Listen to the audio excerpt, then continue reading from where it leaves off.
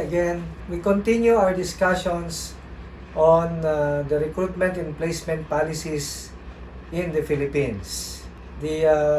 One of the most important provisions in the labor code, prohibitions on various companies in the engagement of recruitment and placement. Travel agencies or the sales agencies of airline companies are prohibited from engaging in the recruitment and placement of workers. They cannot become a private fee-charging employment agency or a private recruitment entity. Even an interlocking of directors or officer or board of the said company cannot establish a private fee-charging employment agency or a private recruitment entity. Who are qualified in the recruitment and placement business for overseas employment? First, you must have at least 75% authorized capital stock, and the same must be owned by the Filipino citizen. The substantial capitalization for those who would like to establish a private fee-charging employment agency or private recruitment entity must have at least 2 million pesos. The license given to a private fee-charging employment agency or an authority given or afforded to a private recruitment entity cannot be transferred to any person or entity without first securing a written authority or approval from the Department of Labor and Employment through the Secretary of Labor and Employment or the POEA administrator. The escrow account or deposit of this private fee-charging employment agency or a private recruitment entity must be at least 1 million pesos, and a surety bond of at least 100,000 worth must first be complied. The private fee-charging employment agency or the private recruitment entity must submit reports on their status of employment, job vacancies, job requisitions, and even the terms, conditions, and benefits of employment and other employment data. The POEA remained as the licensing and regulating agencies of this private fee-charging employment agency or private recruitment entity. And the Secretary of Labor or the duly authorized representative or the POEA administrator or the duly authorized representative exercise visitorial power over this private fee-charging employment agency or private recruitment entity. The provisions of the Labor Code on recruitment and placement are now partly amended by Republic Act 8042 or the Migrant Workers Act of 1995 and further amended by Republic Act 10022, the one that rationalizes the Migrant Workers Act of 1995. The POEA Governing Board may terminate or impose a travel ban on deployment of migrant workers for abroad, and this should be in consultation with the Department of Foreign Affairs. The said law also redefines recruitment and placement.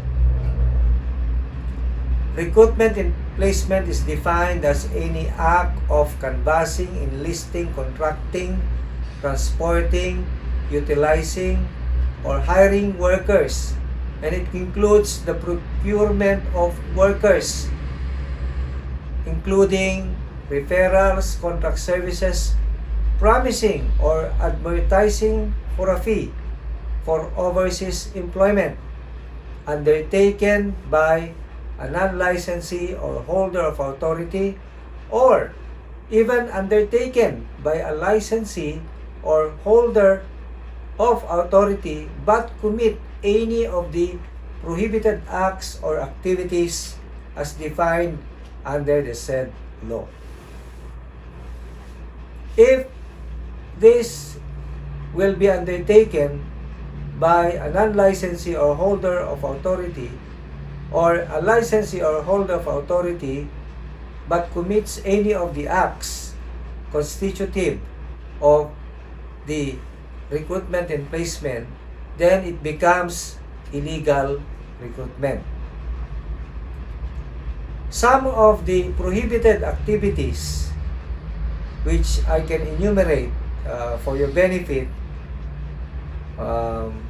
can also be considered illegal recruitment if it's undertaken by a non-licensee or holder of authority, or even undertaken by a holder or licensee. First is the charging of an amount greater than the schedule of allowable fees provided for by the Philippine Overseas Employment Administration. If one furnished or accept or publish any false notice or information relating to the recruitment and placement of workers, if the agency gives any false news or testimony, or even commits any misrepresentation as to the employment data or status or job vacancies, terms, conditions, or benefits of employment,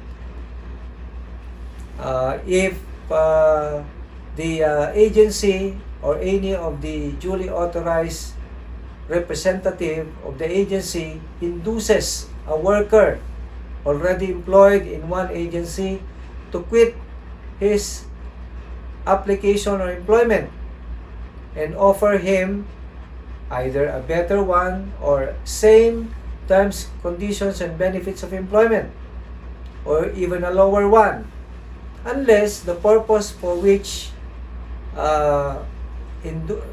inducing him to unemployment is to liberate him from any oppressive terms, conditions, or benefits of overseas employment. Another prohibited activities is if the agency is influencing any person or entity to or not to employ a worker who has not applied any employment in the said agency, or if the agency is engaging in the recruitment and placement of workers in jobs which are harmful to public health or morality, or offensive to the dignity of our country. Another is when the agency failed to file or to submit the necessary reports to DOLE, or the Department of Labor and Employment. When the agency substitutes or alters a POA standard employment contract with another, because the POA standard employment contract is pre-approved and verified by the POEA. When one of the officers, the board of director, or agent of the agency becomes an officer, agent, or board of director of an airline companies or a travel agency. When an agency or any of the duly authorized representative denies or withhold any travel documents of the applicant worker for deployment solely on the ground of monetary or financial consideration. If the agency failed to actually deploy the worker who is set to depart for overseas employment. When an agency or duly authorized representative failed to reimburse the worker if the deployment does not actually takes place, or when you allow a non-Filipino citizen to manage or head the agency. The other prohibited acts which also constitutive of illegal recruitment are as follow. When the agency or the duly authorized representative grants any loan to the worker in relation to his application or expenses which he may be incurred for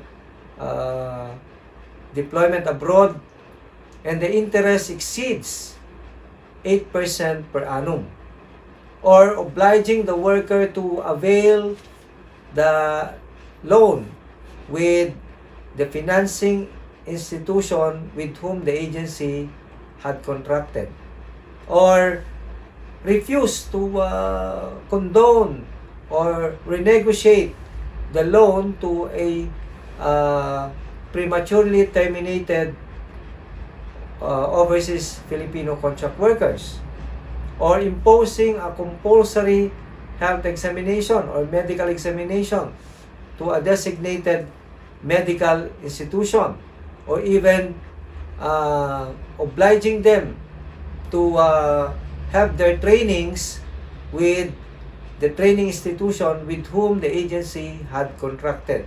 In illegal recruitment, and should there be any illegal recruitment committed, the agency or the officers, the board of directors of the said agency may be solidarily liable to the employee concerned. The agency likewise be criminally, civilly, or administratively liable for illegal recruitment. When you say criminally liable, the officers, members, the directors, the trustees, even the agents of this private fee charging employment agency or by the private recruitment entity may be prosecuted, and an illegal recruitment case be filed with the office of the prosecutor having territorial jurisdiction over the crime.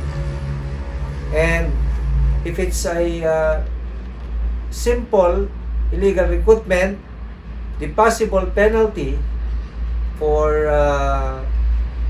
if the person concerned is guilty of the charge, he may be imprisoned to at least 12 years and 1 day to 20 years, and a fine of 1 to 2 million pesos.